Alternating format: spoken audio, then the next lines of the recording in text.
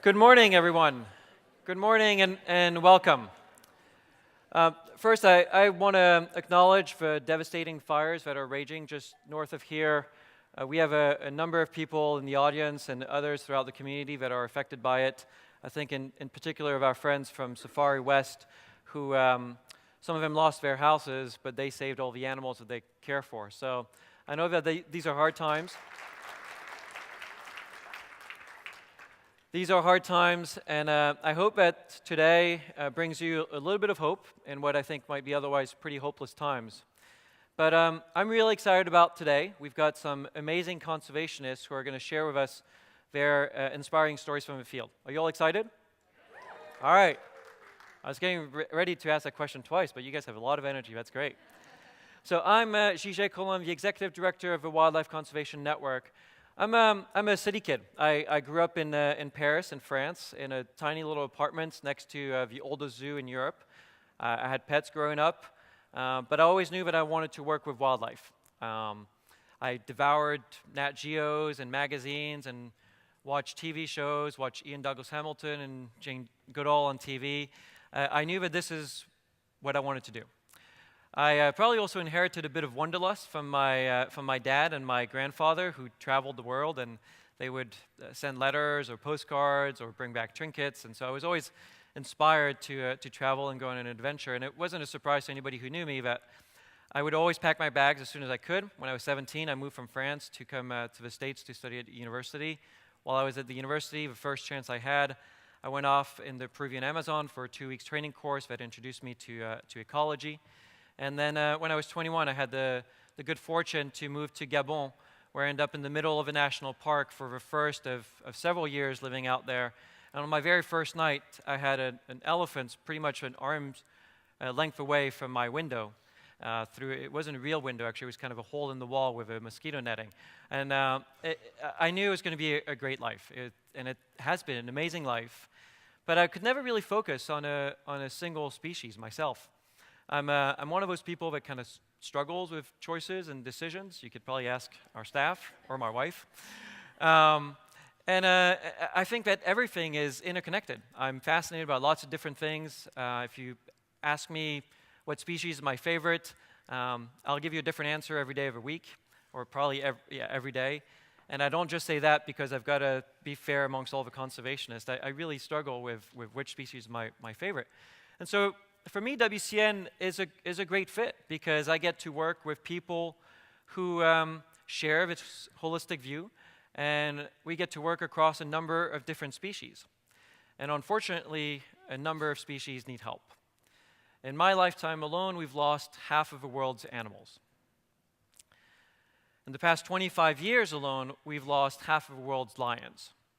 At Giant Stadium, forget which direction, probably this way, if we put the entire lion population in that stadium would still look about half empty or half full, because I'm an optimist, so I like to look at things that way. And you've heard that story for many other species, for elephants, for species that you might not be so familiar with unless you've been coming to Expos quite a bit, but same thing for great green macaws, Andean cat, Ethiopian wolves, and even species that you might take for granted, like giraffes. In the past 30 years, we've lost almost half of the world's giraffes. Now that's unacceptable, but there is hope. And the hope, to me, comes from all the conservationists that we're about to hear from today, whose stories really illustrate their dedication to face adversity and who are giving a fighting chance to these species that we all care for. And hope also comes from my family. It's my daughter who raised $40 through a lemonade stand for wildlife, and then she was outdone. I'm really happy that she was outdone by our 7-year-old who's been coming to WCN Expo, who raised $150 for Save the Elephants. And then you could do many other things. You could buy 2 million acres of wild lands in Patagonia and convert it into protected areas, like our guest speaker, Chris Tompkins, who will speak later today, and her late husband, Doug. So there are many, many different ways that we can help. We all have a different contribution to make. We just have to find out what that is. It could be sharing the stories that you hear today with your friends, with your family. It could be making this your career. It could be making this a very intensive or a very expensive hobby. You could be writing checks. You could be going to the field. There are plenty of things you can do. You just need to find out what that thing is, how it matches with your passion and the needs of the folks in the field. And then you're joining our movement to make this world a better place. And we need a lot of people joining this movement. So I want to take a few minutes to tell you a little bit about the Wildlife Conservation Network and how to take advantage of the Expo today. We exist to save wildlife. And we believe that field-based conservationists are uniquely placed to ensure that people and wildlife can coexist and thrive. Because when they live in the field, they live and breathe the realities of what it takes to develop collaborative solutions. And that's really what it's going to take. It's those conservationists. We were founded in 2002 to create an organization that would efficiently and effectively connect these passionate field conservationists with equally passionate supporters like yourselves, so that together we could help them enhance their mission, achieve it faster, better, and make sure that it was sustainable over the long term. So since our relatively humble beginnings in 2002, and there may be people in this room who have been with us for that long, but thanks to your support, we've grown about 20% a year. And collectively over that time frame, you all have generously contributed over $80 million to support the cause of these wildlife conservationists. So I want to give you a huge thank you for all that support. About 90% of those funds go to support our programs. And if you want to designate your funds to go to a particular species, would it be blue whales or elephants or giraffes or lions, we'll guarantee that 100% of those funds go to that species. Charity Navigator, which ranks over 8,000 nonprofit organizations on their financial well-being, transparency, and accountability, gives WCN a top 100 score and the top rank amongst all wildlife conservation charities.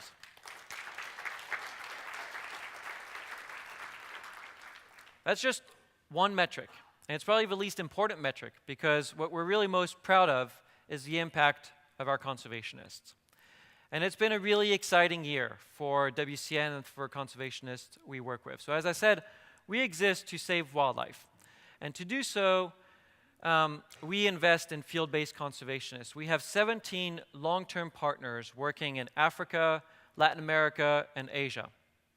And we provide financial and technical support to those organizations so that they can achieve their mission more efficiently, more effectively, and also over the long term. This is going to be a long marathon, and we need to be with those organizations for a long time. These organizations are the heart and soul of the Wildlife Conservation Network, and they're all here today, and I encourage you to go meet them and to support them. In addition, in order to broaden our impact and help address some of the conservation threats at a more range-wide level, this year we launched a Lion Recovery Fund, inspired by the work that we have been doing with Save the Elephants on the Elephant Crisis Fund. Now, these funds provide more catalytic, relatively more short-term support at a project level rather than at the level of your organizations, so that we can have a broader impact over a much larger range.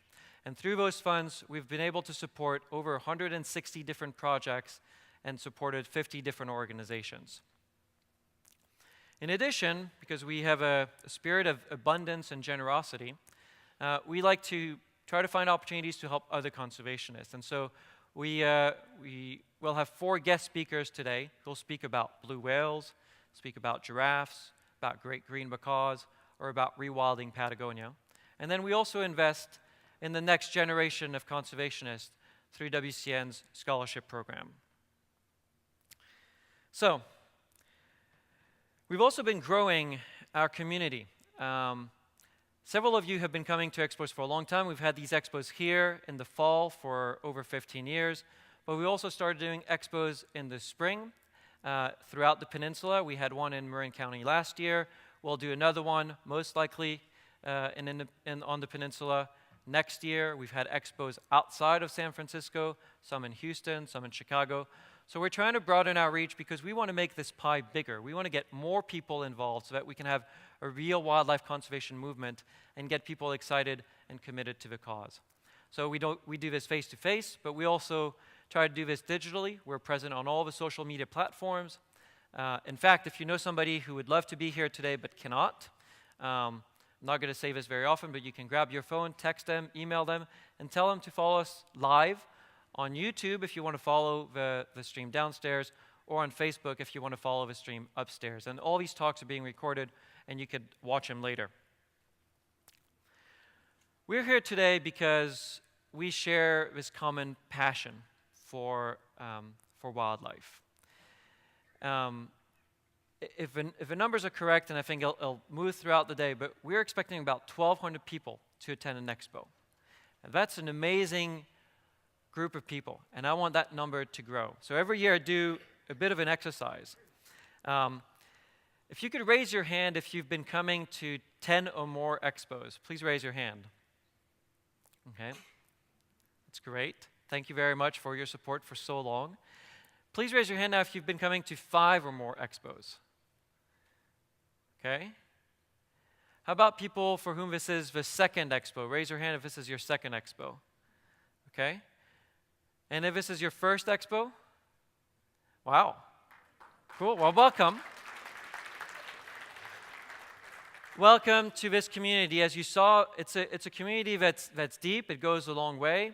And I always give an assignment that if you've come here once, you have to commit to come here again next year, and you have to bring a friend.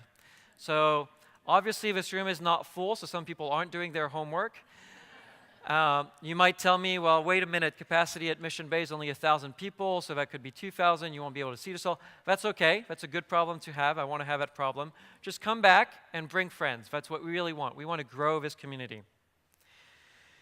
I want to say a little bit about how to take advantage of a day. Today is really designed for you to meet the conservationists, meet each other, and grow this network. So don't be shy. Come and talk to us, talk to each other, talk to the conservationists, the folks who will be on stage, but also their colleagues, all the organizations that are outside. We've invited over 50 organizations outside, and they all do really interesting work. It is all worthy of your support. So go out or stay inside and mingle with all those folks and try to learn about them, try to learn how you can help them, and try to learn how they can help you. It is all about us being in this together. I have to cover a few housekeeping items, and so I want to make sure that after you've texted your friends that they could follow us on Facebook, you turn off your cell phones. As you saw, I have a young daughter, so I want to make sure that everybody knows to make sure that they go to the bathroom. The bathrooms are both upstairs and downstairs. You can ask adults to figure out where those are. We want you to mingle with people, so we've built the sessions so that in between each session, there's about 30 minutes for you to go outside, talk to people, buy some stuff. All supports a worthy cause. But I know those conversations can be a little bit enthralling, and so it might be hard to remember that you've got to come back and listen to somebody else speak. So there'll be somebody walking around with a cowbell, and when you hear that cowbell, it means that you've got about 5 minutes before the next talk begins. So wrap up your purchase, wrap up your conversation, and come back in. We also provide boxed lunches. Mission Bay actually charges us $37 for these boxed lunches, and we sell them back to you for $15. But we sold out already. So I was going to tell you, go and buy your lunch early. I can't do that.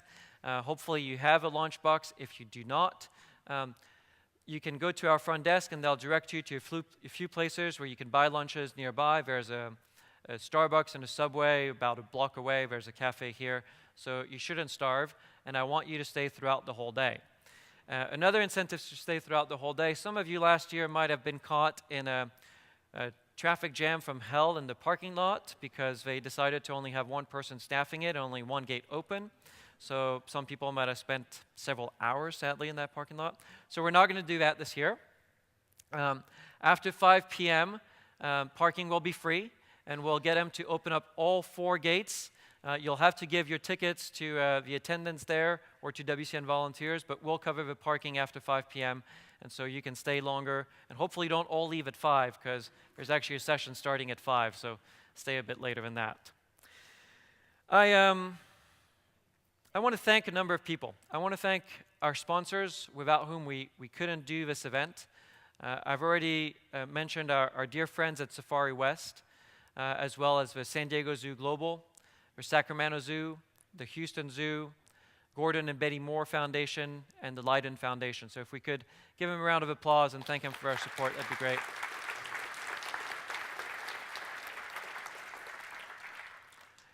And I also want to thank our volunteers. We've got probably over 100 people working this event today. And WCN started from relatively humble beginnings, and we could not be where we are today without the support of our volunteers. So whatever it is, having cups of water for us here on stage, opening the doors, helping the conservationists unpack their stuff, all those little things that all of you as volunteers are doing today or have done for us throughout the years or at other events are making a huge difference for wildlife, and I want to give a huge round of applause to our volunteers. Thank you.